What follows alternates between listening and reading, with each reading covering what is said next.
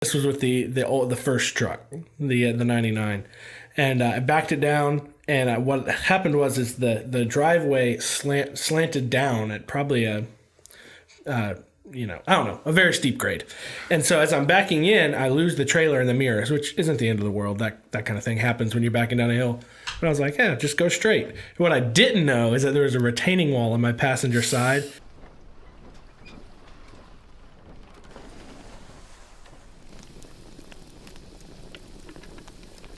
So today we've got Taylor from Up and Away Junk Removal. Yep, junk hauling. Junk hauling. All things moving and hauling. Yep. So we're really excited that you're here with us today, and we want to learn a lot about what you do, how you got into it. We really want to showcase you and kind of get you out there in the world. So tell us how'd you get into the business? Kind of what's your background? Yeah, well, I appreciate you guys having me out today. I'm really excited to get to do this. So my background, I started this company back in high school, and it wasn't a company back then. It was, here's something I can do to make money. I had been doing landscape work. My dad had done landscaping growing up, and he's always been an entrepreneur. So I was like, well, I could do landscape like my dad. And so I started off doing that and hated it because it's the worst. I mean, it's just... You just sweat outside all day by yourself, and it's just terrible. And so didn't care for that one bit, but I had a family friend who they had redone the toilets in their house and said, hey, you've got a truck. Can you run these to the dump for us? Here's where it is. Here's $20. You can pay to get in and buy yourself lunch. It's like, great. For a high school kid, sounds like a great way to kill an hour. And so I pulled in, backed into the dump, and threw the toilets out onto the ground, and they shattered. And I was like, that was fun. Bet I could get paid to do that. And I finished out the rest of the season with the lawn company and never looked back. After that, my whole goal was doing junk removal. And for a while, it stayed as a side hustle. But that was my first step into it. And I started off with a $3,500 pickup truck that was a piece of garbage and a borrowed trailer. And so we've come a long way since then. So when you pulled into the dump, you had to tell them, hey, the truck is not part of the load. That truck is going back with me. I'm gonna drive the truck out of here, believe it or not. Yeah. What was it? What kind? It was a V6. It was a 1999 Ram 1500. It was a V6 and it was manual. Okay. And so it was hilarious trying to tow anything with that truck. It's not that bad though. Yeah, I had a 99 F-150.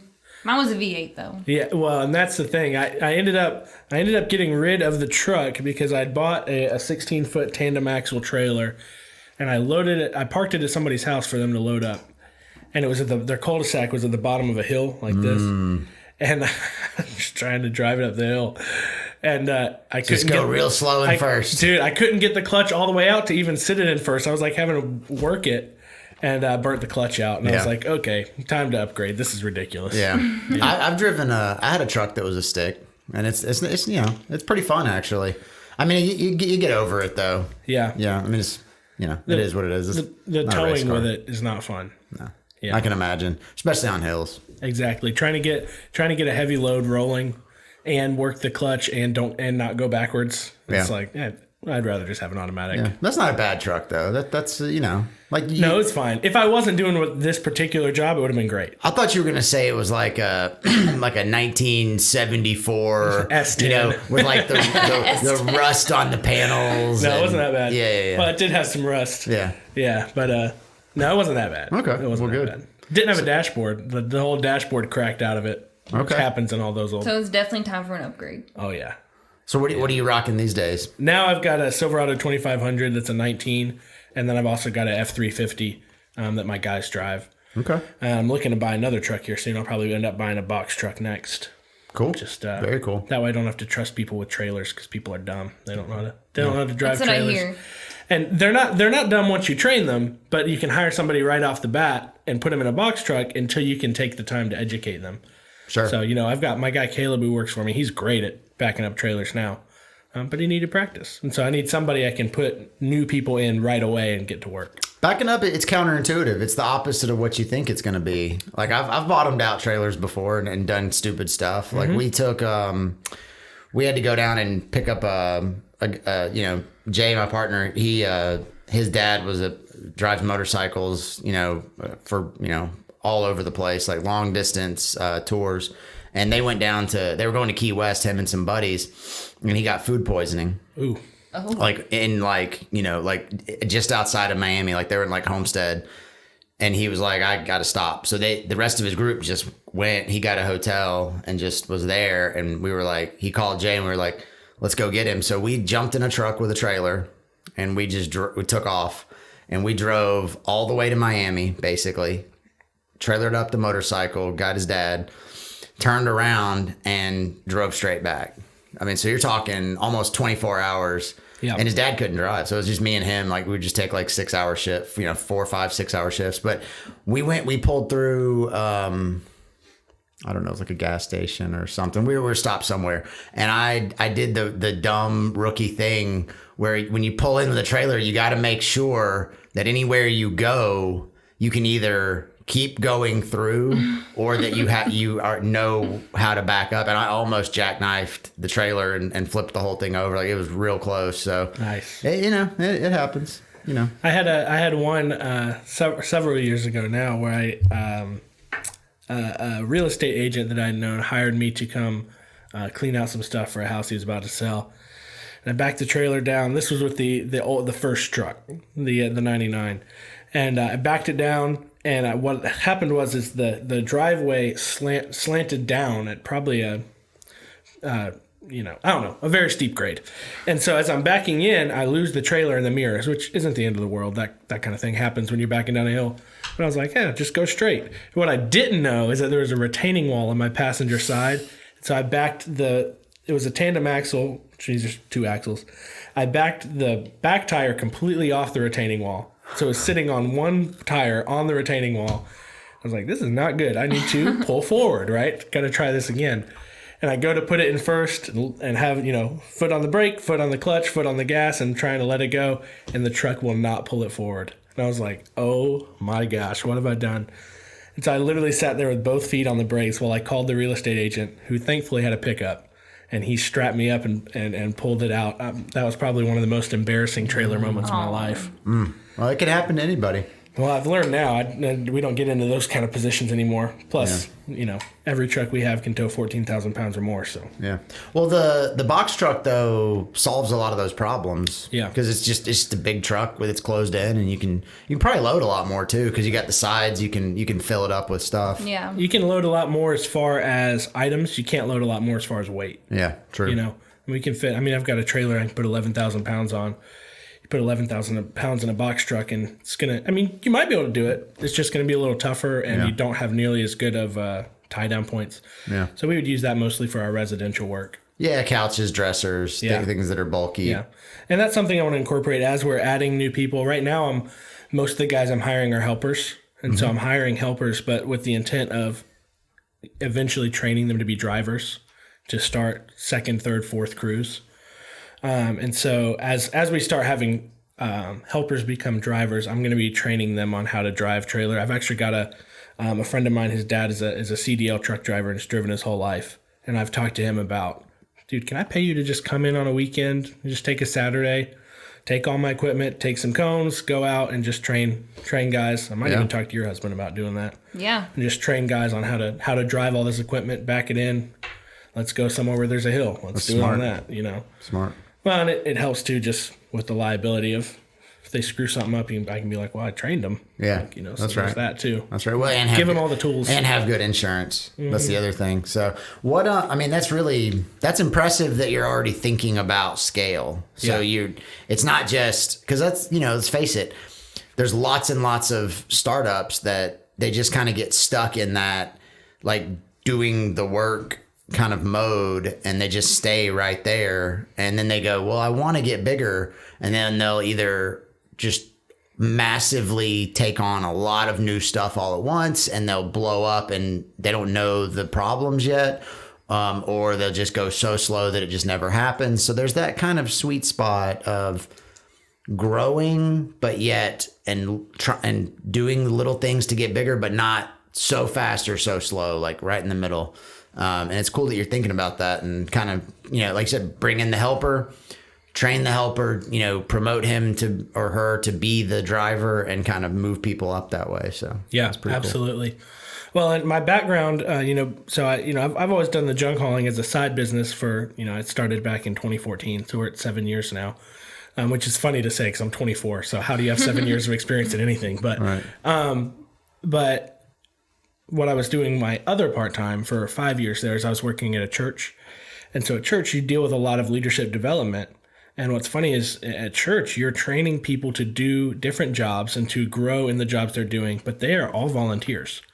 So you've got to be really good at training and adding value to people and making them feel like they're doing something that matters and they're learning something that doesn't just make them better at the thing they're doing, but it makes them better at life. Mm-hmm. And so that's the same kind of approach I'm trying to take with my guys of, hey, this is a job that matters. Like when we go into a client's house and we had a client who their whole garage was full of just crap. I mean, nothing there worth saving. It was a 3-car garage, completely full of stuff. Wow. And they both had become disabled. And their front door had 5 stairs, and the husband had cancer. And they had to call the fire department to come get him down the stairs into the car to go to chemo. And then when they came home, guess who they called again? They had to call the fire department, get him back in. Whereas the garage only had 4 stairs and it had the space to build a ramp. The key was the whole garage was full of stuff. Within 5 hours, we had cleaned out their whole garage and they were calling their contractor to come build the ramp. And it's like when we can take that one step to help somebody get to a better stage of life and truly serve them, we're making a difference in their lives. And I want to connect that for my guys of like, you're making a difference in their lives. And we're also making a difference in each other's lives because this is a place where we want to work. One of our core values is encouragement.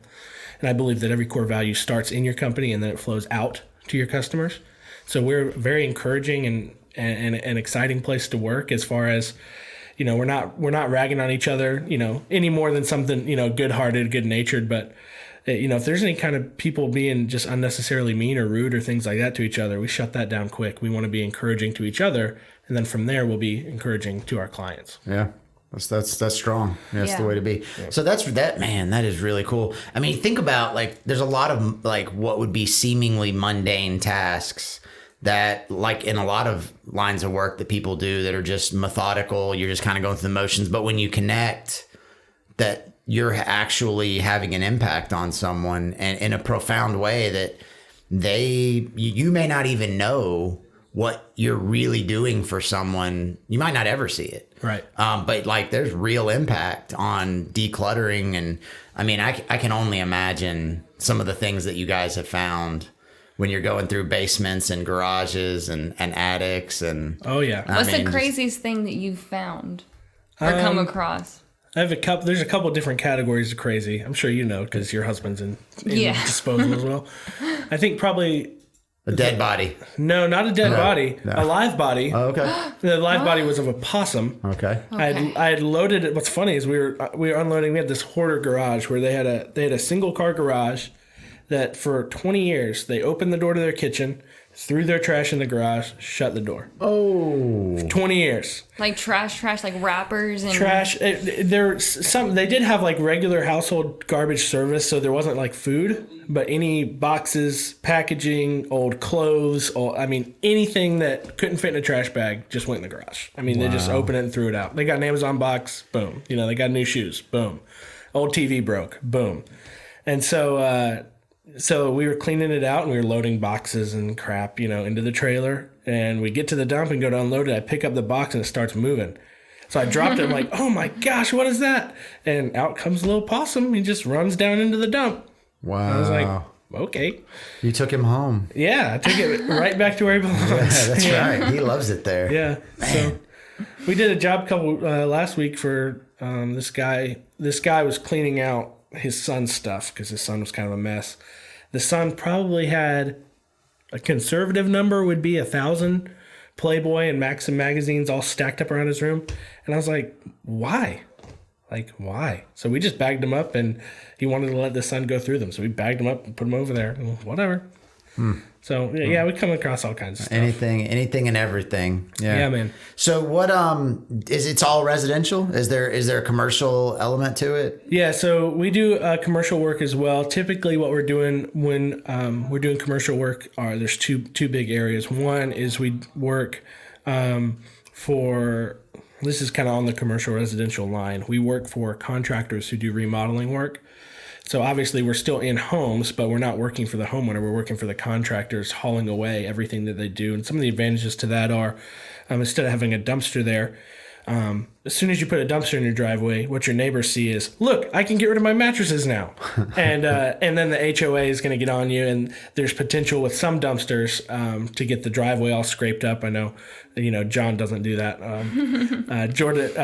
Jordan's husband, if you don't know, has a dumpster company. But a lot of the drivers of the hallways, they tear your concrete up. They tear it up. Yeah. And a lot of companies too will leave the dumpster for a week, 2 weeks. I mean, it just depends on the company, depends on how busy the season is. Yeah. And so when a contractor schedules with us, they say, okay, demo day is going to be, Tuesday the 8th. I'm like, great. Do you want me there at 3 p.m. or 4 p.m.?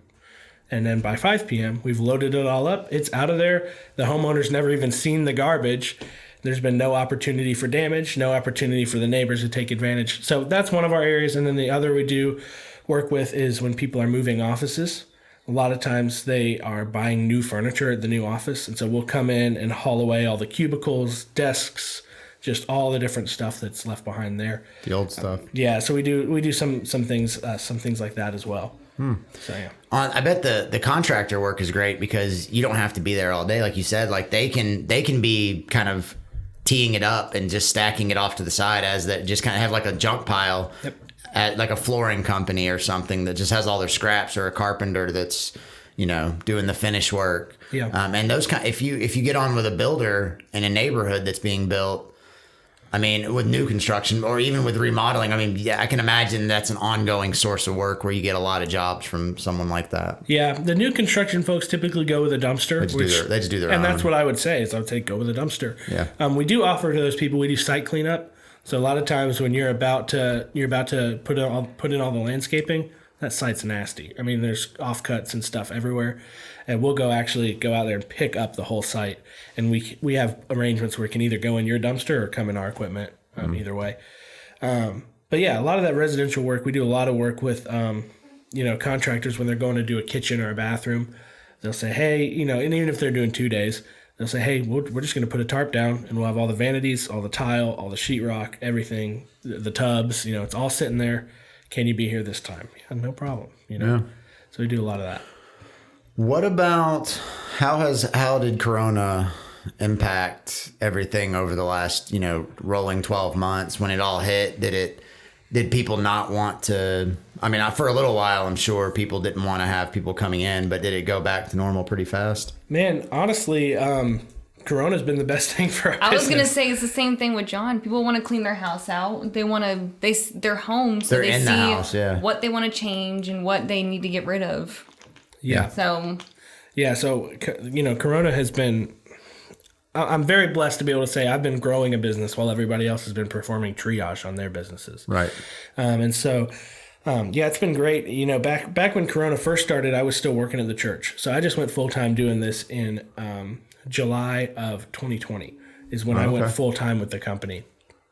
But I mean, since I went full-time back in July, I've hired one guy full-time, 2 guys part-time, so we have been able to grow really quickly. The only things that have changed, we have some clients who, obviously, if we're going in a client's house, we have to wear a mask. I mean, that's just a no-brainer. Unless they tell us that they just don't care. And then if they don't care, well then, we don't care that much. We go to the dump every day. So, right. We got more germs to worry about. So, but as far as affecting our business, some clients, they're more comfortable with curbside pickup, which is great for us. I mean, we just get to pull up to it. It's even better, yeah. Yeah, instead of getting the mattress out from the master bedroom, we're picking it up from the curbside. I mean, yeah. Saves us 5 minutes. We'll take it. Absolutely. So it's been great. When you do a job, does everything always go to the dump, or do you repurpose things, or have somebody who will, go through them and kind of like a Goodwill kind of thing? Yeah. So, when I first started, everything went to the dump, and so that was, 7 years ago. Everything went to the dump because I didn't have the time and I didn't have the space to sort anything out. Over the past year since I've been full time, I'm like, yeah, we're doing so much more volume now that I'm not comfortable with that. So what we do now is we separate out any recyclables, especially the metal, because the metal is the easiest one to recycle. We don't have very good infrastructure here for plastic recycling and things like that. But any metal gets recycled. Any yard waste or things like that will get recycled. You take those they have a vegetative portion of the dump, and they actually grind all that up, sell it to mulching services. They treat the mulch, and then you buy it from Home Depot a year later. Mm-hmm. And then we also do go through and donate anything we can. That's an inert landfill? Yeah, it's a vegetative landfill. Yeah. The inert landfills can be those, but they can also be dirt and concrete disposal. Right. Which they recycle those as well. They just turn it into fill dirt. Right. But then we also do donation stuff. Like I had a client 2 days ago she wanted to get rid of her recliner and a bunch of linens, and I looked at it and I was like, this is all really nice. So I just drove it over to St. Vincent's de Paul over in Dallas and dropped it off, Then we also, if there's anything that's like real nice, we'll sell it. Sure. And we sell it at a good deal. I'm actually working right now with my right-hand guy, Caleb, because he and his mom especially, but he's been around it his whole life. They're very into antiques and all that kind of stuff. So I'm actually working with him now to be able to start opening that division of our business as more than, I'll throw this on Facebook and see what I get, but to actually, make it to where we're restoring furniture and we're doing all that kind of stuff. And we've got some storage space that we put everything in to help keep it all straight. But yeah, we try to sort it all out and make sure everything gets where it's supposed to go and keep what we can out of the landfill. That's really cool. Yeah, that's a good way to be. So as far as the furniture and stuff, you just have like a warehouse or like a storage space, or just kind of you have like a overflow place to put stuff. We just rent a storage unit. Yeah. I mean, it's pretty simple, and you don't need a ton of space to do it, because you stack it all up real high. Well, then you would need someone to come haul the stuff out of your space if you let it build up too much. Yeah, that's what we do with the scrap metal. We build it up in the storage unit, and then we'll take a trailer and fill it. And just till you got a load. Yeah, we're doing between 1,500 and 3,000 pounds at a time of scrap metal. What are the metals that get good returns? I mean, I know copper is pretty good. Is aluminum good? Aluminum's great. We had a job for one of our contractors who was re-siding a house. The original house, I think it was built in the 70s, and it was built with cedar siding. Then they'd come back over it with aluminum siding. And both of those they literally just put the aluminum on top of the cedar. They didn't replace it. But the customer wanted hardy plank siding. And so we took all the cedar in one trailer. We took all the aluminum in another. We got $400 for the aluminum. Wow. Because it was 1,200 pounds of aluminum. And I mean, aluminum is light. It takes a lot of aluminum to get to 1,200 pounds. Yeah. And so the aluminum's a great one. Copper's a great one. Another one people don't think about is brass. You obviously get brass off of hot water heaters and things like that, but a lot of the contractor grade light fixtures in houses that were built in the 90s and early 2000s are what they call irony brass, which means there's iron in the center, and then it's brass coated, and you get good money for that as well. Yeah. Yeah. Yeah. That's really smart. I mean, it's way better than throwing it in a pile in the dirt anyway. Right. Well, and it's one of those things, we recycle it and we make a little money on it. It's not the kind of money that's actually growing the business and helping the business. But if it saves us $5 to dump it, and we can from the dumping in the landfill, and we earn $20, selling it, great. We just paid our gas bill for a quarter of the day, Yeah. So yeah, there you go. So what other ways are there? So you talk about like having this division that does the furniture restoration is like one kind of thing. Like, what are some of the other ideas for future growth? Like, what are some things that you kind of, in your 5-year kind of plan, like things that you might get into? Sure. So I have a couple different ideas, and I'm not necessarily going to put out all the specifics right now because I don't want to overpromise. Sure. Overpromise and underdeliver. But my goal eventually is to turn the company into a more broad home services company. And so that the reason being is obviously, we've got a whole bunch of clients. I think last year we ended the year with 750, and this year we're already probably added 150 to that. And so once we've got all these clients in our database, well, if we truly believe, this is what I tell my guys and I tell our clients all the time. Our goals are the reason we exist is to glorify God, provide an excellent service, and to positively impact the lives of everyone we come in contact with. And I think that's exactly the kind of business people in Metro Atlanta and eventually people across the country need to do business with, especially in the blue collar industry, because there is so much runaround from people in the blue collar industry and people not being able to keep their word. And so my goal is to expand to better serve our clients in all of their home services, not just their junk removal and demolition, needs. So I'll leave it at that. There's obviously, it can go in a lot of directions. There's an infinite amount of things. And so it depends on who I am finding to be able to hand some of those things off to, because, if we open a painting division, well, I hate painting and I'm terrible at it. So that would be a really bad idea unless we found somebody who's really passionate about that. Sure. Whereas junk removal, I actually really like it, and I'm good at it because I can pick up heavy stuff and carry it a long distance. It's just the way God made me. So, I enjoy that. So it's easy for me to run this portion of the business. Sure. Well, that's really cool, though. It kind of sounds it's similar to like maybe a general contracting firm, or it's something where you kind of have different things, whether it be. I could imagine like water and smoke restoration kind of going hand in hand with that, because that is something that generates a lot of scrap in a lot of cases. So you could kind of put two things together. So there's a lot of like industries that kind of bump up against it where they're related, that would make sense to kind of add things to the shelf, so to speak. So. Absolutely. And that's what I've talked about. I've talked about eventually turning it into where it's more, instead of up and away junk hauling, it's up and away home services. Yeah. And so, and then, or being able to make separate brands underneath. Either way, I've seen both of those options work for people. Right. The Cool Ray actually owns 4 companies. Right. It's like Cool Ray and Brightbox and all these other companies all fall under the same category. So that's one way of doing it.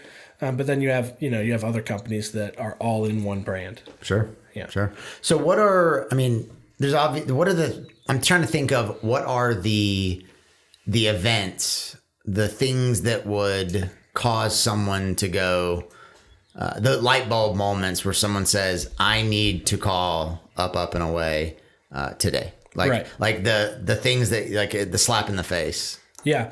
You can't walk through the garage. Absolutely. I did have a client who he went on our website because he had a fridge that broke. And then he saw on our website we offer garage clean out services. And he says, my mother-in-law tripped the other day in the garage and almost broke her hip. She was in her 70s. He was like, I just need to go ahead and have you do that. So if someone is falling over your stuff. Potential injury. Yeah, that's one. But something that's a little more common to most people, if you're moving. Yeah. Moving's a great one. I work with people all the time. They say, my closing date's the 18th at 1. I'm like, great. We can do, the 17th at 4, or we can do the 18th at 8 a.m. because there's always more stuff to throw away when you move. Yep. And so we work very closely with our client schedules. And the great thing is we're always on time. So you don't have to worry about it. But to make sure that gets handled. Another one is when you're dealing with transitioning a parent or a loved one into either elder care or they've passed away. We do a lot of work with clients cleaning out property to get it ready to sell. We're typically the second to last step before a house goes to market for a lot of our clients. And so in those situations, we'll come in and do a consultation. We'll figure out what needs to be donated, what needs to be recycled, what needs to be trashed, and what needs to be delivered to other members of the family. Because there's always somebody who wants Great Aunt Sally's bedside table, right? Right. And we do all of that. And so we'll go in and work with the family, and we're very service focused and open-handed. Those are 2 of our values, and so we just come in with compassion. I have a degree in psychology and a ministry background, so like I'm all about just coming in and being with the client where they're at, not just physically, but they're emotionally. They're going through something, but also being able to nudge the project forward so that we don't sit in this place. We realize, hey, everything in life is a hill to be climbed, right? And so we're going to continue to move forward in this process in a way that is encouraging and compassionate, but that's still efficient. Yeah. So those are some big ones. That's powerful, though. Because I can imagine, man, that's a tough time, and that everybody is going to deal with that at some point with a family member or a friend or a loved one or someone that they know, where they're having to get in and deal with the aftermath, and having that bedside manner of being able to kind of walk that line of compassion, but yet a little bit of sense of urgency of, hey, we can't just get stuck in the mud here. We've got to kind of keep moving forward, but nicely. Right. And, Right. Well, I remember we had a fantastic client over in, she was over in Stone Mountain. And we went over there, and she just kind of pointed and said, living room, kitchen, sitting room, all of it goes, all the furniture. We're like, okay. And she disappeared. We're like, oh, okay. She just went back in the house, and we didn't see her. So we loaded everything up, we'd set it all outside, and then we were going to load it up afterwards. Sometimes we'll do that. That way we don't have to wear a mask all the way down to the truck. Because, once you're outside, you can take it off. But she came back out after we were done and started crying. And I was like, what's going on?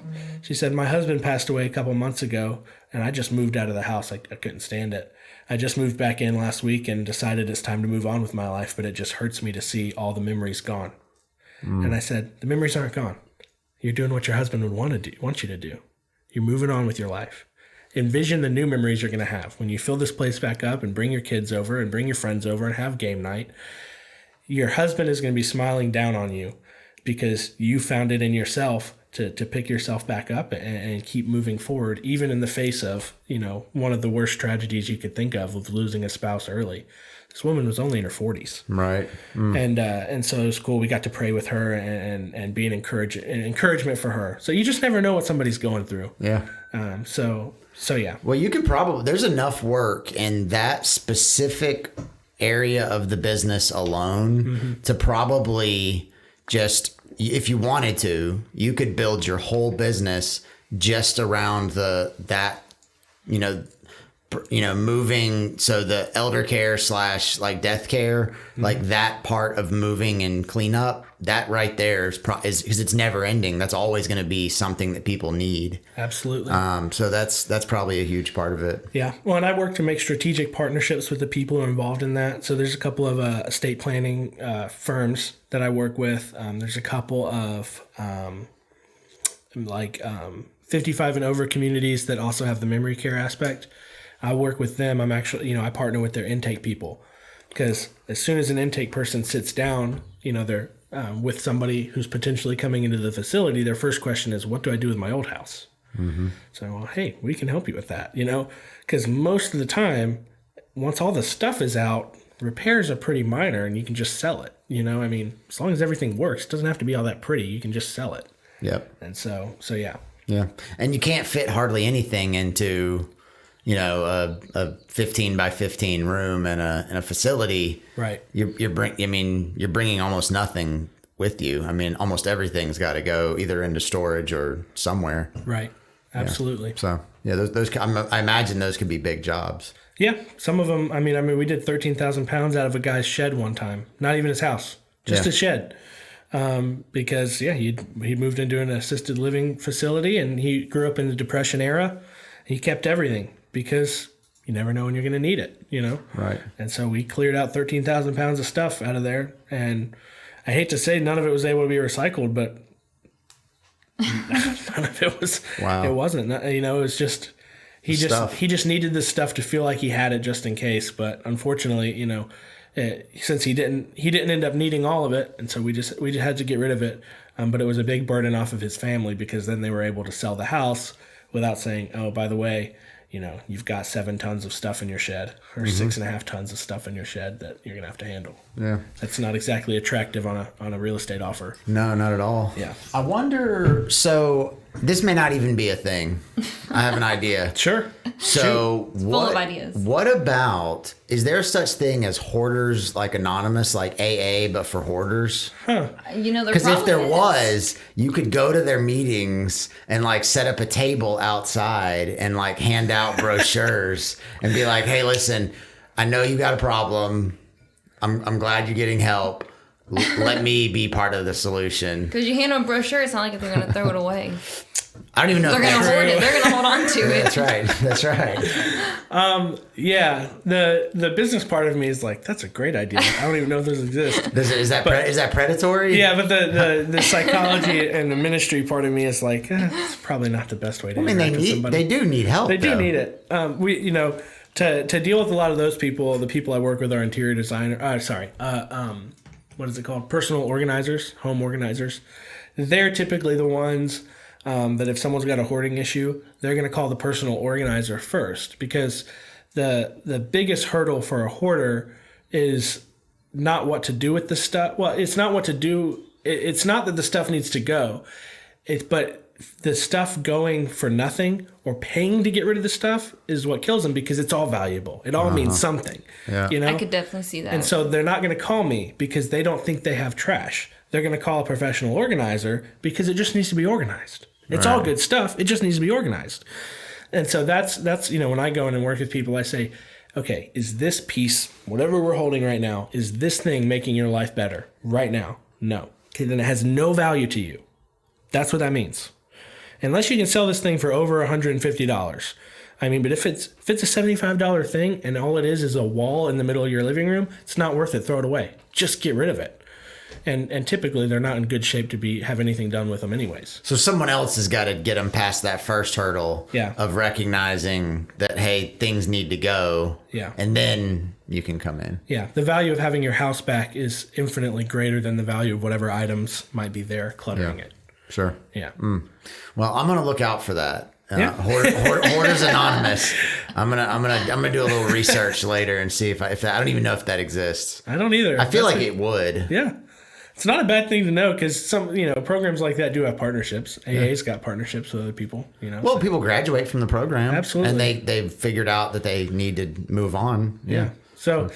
Yeah, it's not a bad idea. I mean, I wouldn't set up shop out front, but it's not a bad idea to investigate. Yeah. Well, that kind of popped into my head.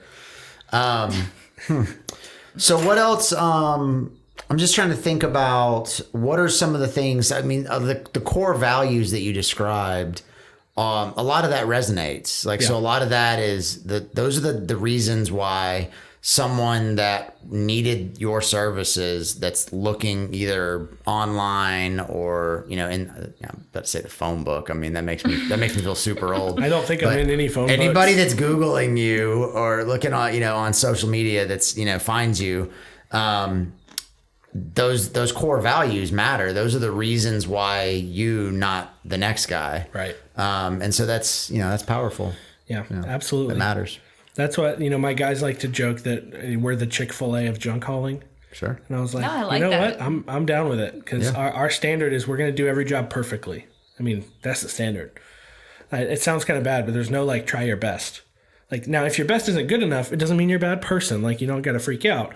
But if your best isn't good enough, well, then somebody else has got to back you up, because the job needs to be perfect. You know what I mean? And so that's why, I work with the guys is to be very clear of here's all the things we expect. Here's everything that needs to be done. And then if there is something that goes wrong, because as the standard being perfection is great, but it isn't always going to happen. So if something does go wrong, I mean, obviously we've got insurance for when big things go wrong, but when little things go wrong, if we, nick someone's wall, okay, I've got painters. I'll just pay them $150 or $200 to go out there and fix it, because I'm not going to leave somebody, discontent because, somebody slipped and the corner of the cabinet hit the corner of the staircase, Right. So we take a lot of pride in making sure that everything is completely the best experience for a client. And what's great is it turns almost all of our clients into raving fans. A lot of times you go on Facebook and see someone saying, hey, I need some junk removed. A lot of times my clients beat me to it. They say, hey, you need to talk to Up and Away Junk Hauling. I'm like, awesome. This is great. Yeah. Well, people come back. I mean, it's not a one time and I'll see you again in 10 years. I mean, you're going to have things, fridges break and, microwaves break and, or stuff piles up. Yeah, furniture gets old. And so, I mean, you probably have people that use you on a regular basis. Tree falls down and you cut it up. What are you going to do with it?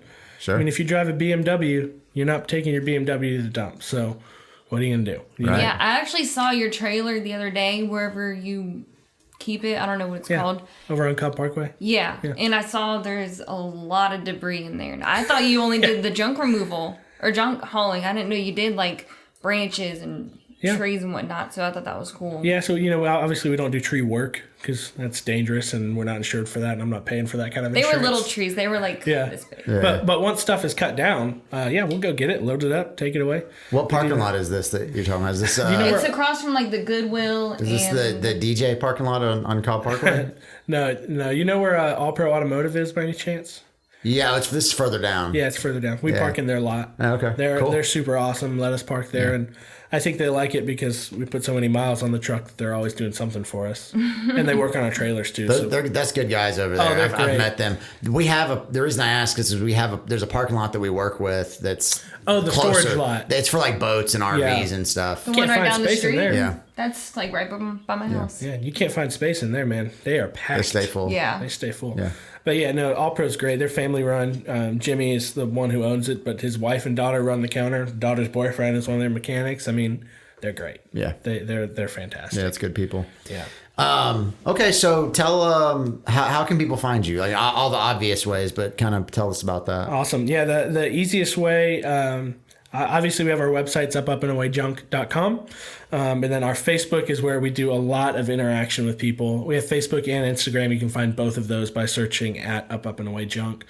Our Facebook, we've got 750-ish people on there right now that follow us, engage with us, and so we, not only do we show what we're doing as far as junk removal and demolition and all those things, but we also post helpful links for, I just found out today the city of Ackworth has the Ackworth Police Department has a medicine disposal facility in their police headquarters.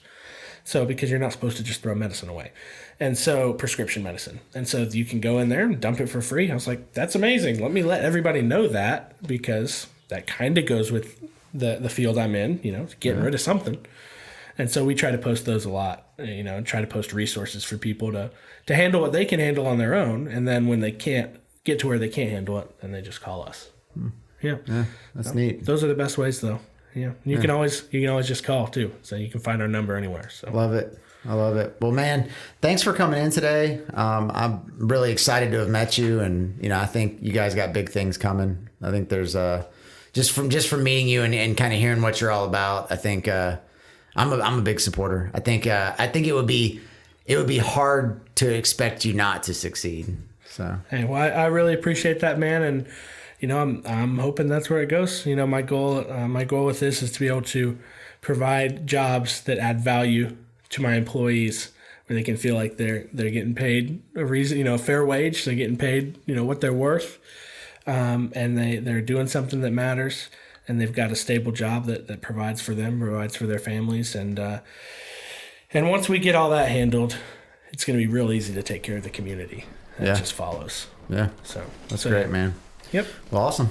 Thanks a lot. Hey, thank y'all. Yeah, thanks. Yep.